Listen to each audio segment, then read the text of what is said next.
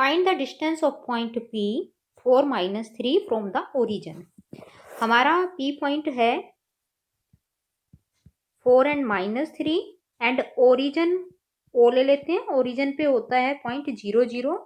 तो P point का origin से डिस्टेंस पूछा हुआ है, तो हम क्या करेंगे, डिस्टेंस फॉर्मूला लगाएंगे और PO निकाल देंगे। तो क्या फॉर्मूला होता है, √x1 - x2 square plus y1 - y2 square. Solve कर लेते हैं।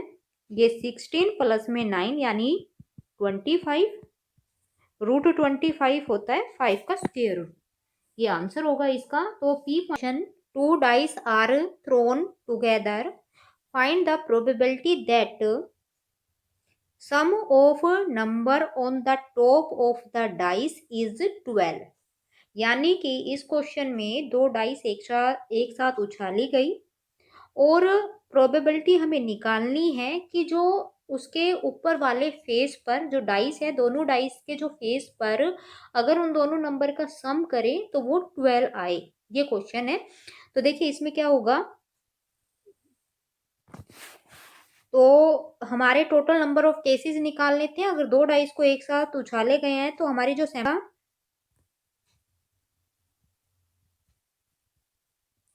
सैंपल अपना आएगा 1 1 1 2 से लेकर 1 6 तक।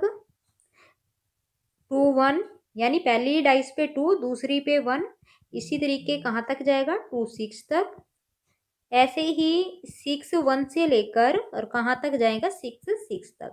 तो ये टोटल नंबर ऑफ केसेस अगर बात करें, टोटल नंबर ऑफ केसेस जो आएंगे अपने 36 आएंगे। और अब बात करें कि जिसकी प्रोबेबिलिटी निकालनी है, इसने क्या बोला है, दोनों नंबर का जो सम होगा, टॉप पे जो दोनों नंबर आएंगे उनका जो सम होगा वो 12 होगा। तो सिर्फ अपने पास एक ही केस ऐसा है जिसका सम दोनों डाइस का करें तो वो 12 आएगा। यानी कि पहले नंबर पे भी 6 आ गया और दूसरे नंबर पे भी 6 आ गया, यानी पहली डाइस पे भी 6 आया और दूसरी डाइस पे भी 6 आया, तभी हमारा टोटल इन दोनों का 12 हो सकता है। अदरवाइज कोई भी अगर सम करें टू डाइस का तो वो 12 नहीं आएगा। तो यहाँ पर जो अपने फेवरेबल केसेस हैं वो अपना 1 आ गया। तो अब हमें निकालनी थी प्रोबेबिलिटी। तो प्रोबेबिलिटी अपनी आ जाएगी फेवरेबल केस अपॉन में टोटल केस, यानी कि 1/36 इसका answer. A cylinder, a cone and a hemisphere of same base and same height, find the radius of their volume। तो हमारे पास यहाँ तीन चीजें, एक सिलेंडर है, एक कोन है और तीसरा है एक हेमिस्फीयर। तो इसमें क्या बता रखा है, जो इनकी रेडियस है वो रेडियस तीनों की इक्वल है, यानी कि रेडियस आर है तो इसकी भी आर है और तीसरे वाले की भी आर है, और इनकी हाइट भी इक्वल है। अगर सिलेंडर की हाइट h है, कोन की हाइट भी h है, तो ये जो हेमिस्फीयर है इसकी हाइट भी यानी कि h है। और ये जो h है हेमिस्फीयर में अगर बात करें तो ये किसके इक्वल है, रेडियस के। यानी कि इस क्वेश्चन में क्या हुआ कि इनकी रेडियस भी आर है और हाइट भी आर ही होगी, क्योंकि जो हेमिस्फीयर है उसकी अगर हाइट की बात करें तो उसकी हाइट क्या आ रही है, आर आ रही है, और आर अपनी रेडियस है और तीनों की हाइट भी इक्वल है, तो इसलिए तीनों की हाइट भी हमारी कितनी हो जाएगी, आर ही हो जाएगी। अब हमें निकालना है वॉल्यूम में रेशियो। तो देखिए ये क्या आएगा, volume of cylinder ratio volume of cone ratio volume of hemisphere. ठीक है, ये अब फॉर्मूले के अकॉर्डिंग जो जो इनके फॉर्मूले होते हैं वो रख देते हैं। तो वॉल्यूम ऑफ सिलेंडर होता है pi r square h, volume of cone होता है pi 1/3 pi r square h, और वॉल्यूम ऑफ हेमिस्फीयर होता है 2/3 पाई आर की क्यूब। अब यहाँ क्या करना है, क्योंकि जो ये एच है, हाइट है, वो किसका काम कर रही है? रेडियस तो मैंने रेडियस आर ही लिखा है, लेकिन एच की जगह भी अपना कितना आएगा इस क्वेश्चन में? आर ही आएगा। ठीक है, तो जो ये बना pi r square into r ratio 1/3 pi r square into r और रेशियो 2/3 पाई आर क्यूब। तो जो कट रहा है अब उनको काट लेते हैं। तो ये आर पूरे कैंसिल हो गए क्योंकि आर क्यूब आ रहा है और पाई भी कैंसिल हो गया। तो अपना पहले वाला रेशियो 1 बच रहा है, ये 1/3 बच रहा है, अगला है 2/3। अब इसका एलसीएम ले लेते हैं। तो ये क्या रेशियो बना? 3:1:2। ये इसका आंसर हो जाएगा। अब अपना अगला question, solve the equation 36x² minus 12ax plus a² minus b² equal to 0। इसके सोल्व करना यानी x की वैल्यू निकालनी है। तो मैं यहाँ क्वाड्रेटिक फॉर्मूला यूज कर लेती हूँ। क्वाड्रेटिक फॉर्मूला होता है x equal to minus B plus minus root b² minus 4ac upon 2a। तो यहाँ a अपना है 36, b की वैल्यू है -12a और c अपना है c। तो अभी फॉर्मूले में अप्लाई कर देते हैं। माइनस बी की जगह -12a plus minus root b² की वैल्यू है -12a का स्क्वायर माइनस में 4, a की वैल्यू है 36 और c की वैल्यू है a² माइनस b² और अपॉन में 2 इंटू a। ये रख दिया है, बस इसको अब सोल्व कर लेंगे, वही अपना आंसर हो जाएगा। तो ये अपना आया 144a² minus 144a² plus 144b² और अपॉन में 72 equal to 12a plus minus ये 12b अपॉन में 72 equal to 12 common a plus minus b upon में 72 और ये कट रहा है तो अपन काट लेते हैं। ये अपना 6 पे कट गया। तो आंसर जो बना a plus minus b upon 6।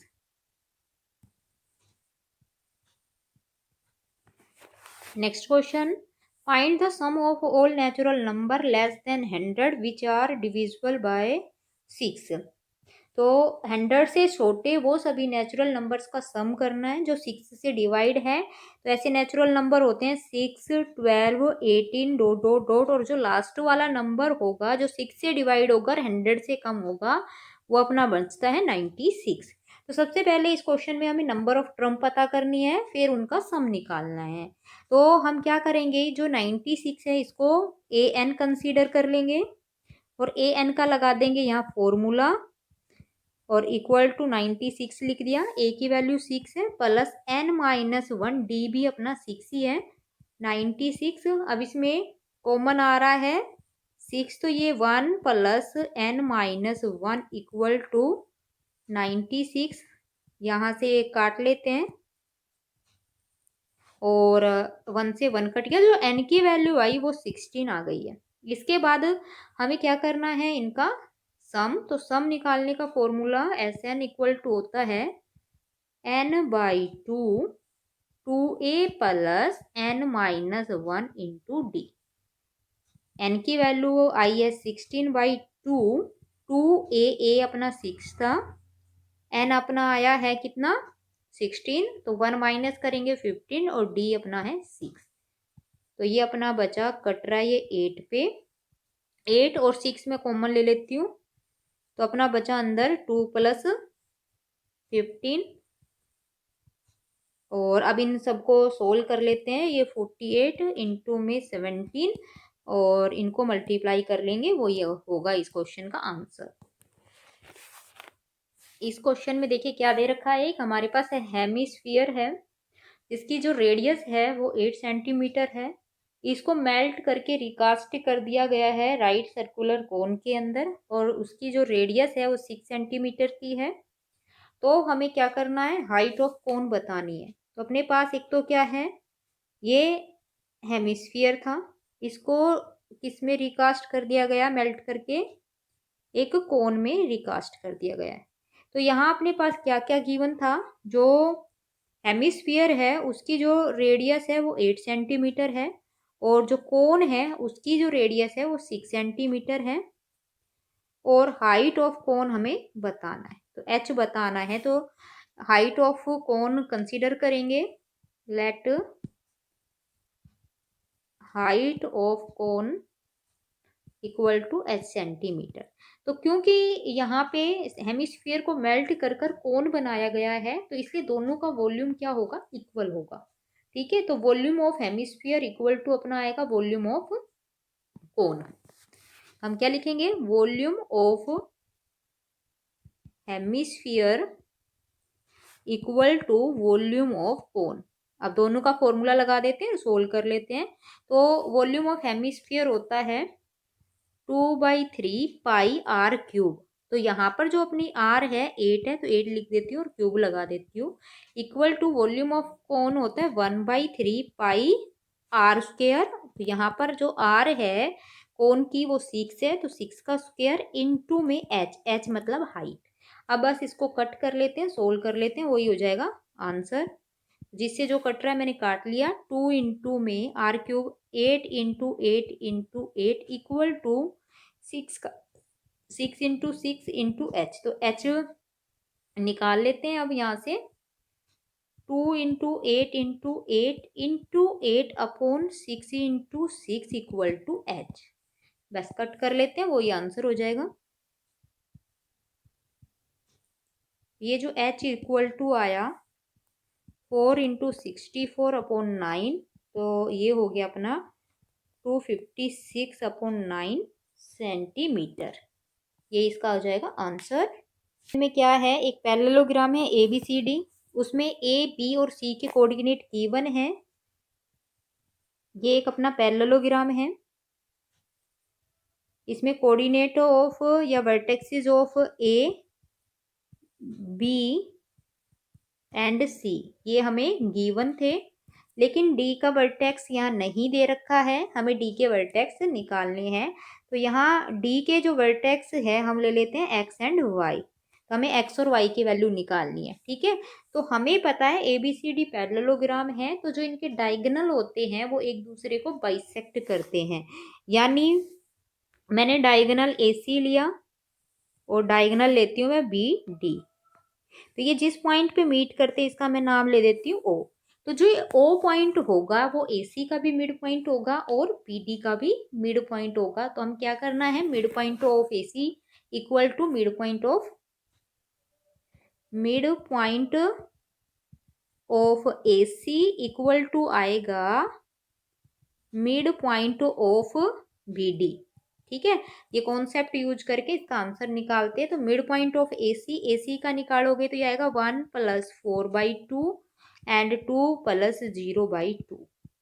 और BD का जो मिड पॉइंट आएगा X + 1/2 और Y + 6/2। ठीक है, अब कंपेयर कर लेते हैं और आंसर निकाल लेते हैं। तो फर्स्ट कोऑर्डिनेट फर्स्ट के इक्वल रख देते हैं, सेकंड के। तो 5/2 इक्वल टू X + 1/2, 2 से 2 कट के X की वैल्यू सोल्व कर रहे हैं, 4 आ गई है। 2 + 0 यानी 2/2 इक्वल टू Y + 6/2, 2 से ये 2 कट गया और Y की जो वैल्यू निकाल रहे हैं वो -4 आ रही। तो वर्टेक्स ऑफ क्या आया अपना आंसर, वर्टेक्स ऑफ डी पे आया 4 एंड -4 आंसर। अब अपना a circle touch all the 4 side of a quadrilateral ABCD with AB equal to 6 centimetre, BC equal to 7 centimetre and CD equal to 4 centimetre. Then find AD। तो यहाँ अपने पास एक quadrilateral दे रखा है। ये मैं कोई भी एक क्वाड्रिलेटरल मैंने बना लिया। इसका जो नाम दे रखा है वो ABCD गिवन है और एक सर्कल है, वो सर्कल इसकी चारों साइडों को टच करता है। तो यानी कि जो सर्कल बनेगा वो अंदर की तरफ बनेगा, क्योंकि वही एक सर्कल ऐसा हो सकता है जो इनकी चारों साइडों को टच करे। ठीक है, तो ये मैंने सर्कल ले लिया और जो सर्कल जो साइडों को टच कर रहा है इनके मैं नाम दे देती हूँ ABCD। तो मैं दे देती हूँ EFG एंड H, ये मैंने नाम दे दिया। अब इसने क्या क्या गिवन है अपने पास, AB कंप्लीट है अपने पास 6 सेंटीमीटर और BC की जो वैल्यू है वो है 7 सेंटीमीटर और CD है अपना 4। ये अपना दे रखा है और हमें निकालना है अब AD। तो देखिए क्या करेंगे इस क्वेश्चन के लिए। तो इसमें हमने लेट करा AE जो है हम ले लेते हैं X सेंटीमीटर। तो ये मैंने X सेंटीमीटर ले लिया, ठीक है। AH भी क्या हो जाएगा, X सेंटीमीटर हो जाएगा, क्योंकि हमें पता है कि जो A से जो AE और AH जो है ये टेंजेंट ऑफ सर्कल है और length of tangent of circle ये इक्वल आती है, ठीक है। अब जो अपना था AE हमने X ले लिया, तो BE जो बचा, BE की वैल्यू आ जाएगी, क्योंकि टोटल AB 6 था, AE हमने X लिया, तो BE जो बनेगा 6 माइनस X बच जाएगा, ठीक है।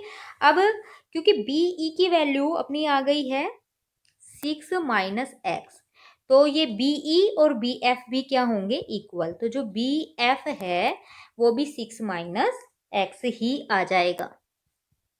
अब उसके बाद क्योंकि BC की जो टोटल वैल्यू है 7, तो हमें BF की वैल्यू 6 माइनस X मिली है, तो FC जो होगा, FC जो होगा वो आएगा 7 माइनस BF, और BF की जो वैल्यू है यहाँ रख देते हैं, तो ये 7 माइनस 6 प्लस X, यानी कि ये जो अपना बचा ये अपना बच गया 1 प्लस X। अब इसी तरीके से CF और CG इक्वल है, तो ये किसकी वैल्यू हो गई है, ये CG की भी वैल्यू हो गई है। अब CG के पास डायग्राम में देखें तो जो CG है वो अपना आ गया है 1 प्लस X, लेकिन जो CD टोटल 4 सेंटीमीटर था, तो अपना हम निकालेंगे DG की वैल्यू हो जाएगी अपनी 4 माइनस में CG, और CG की जो वैल्यू है वो है 1 प्लस X। तो इसको सोल्व कर रहे हैं तो ये आ गया 3 माइनस X, ठीक है।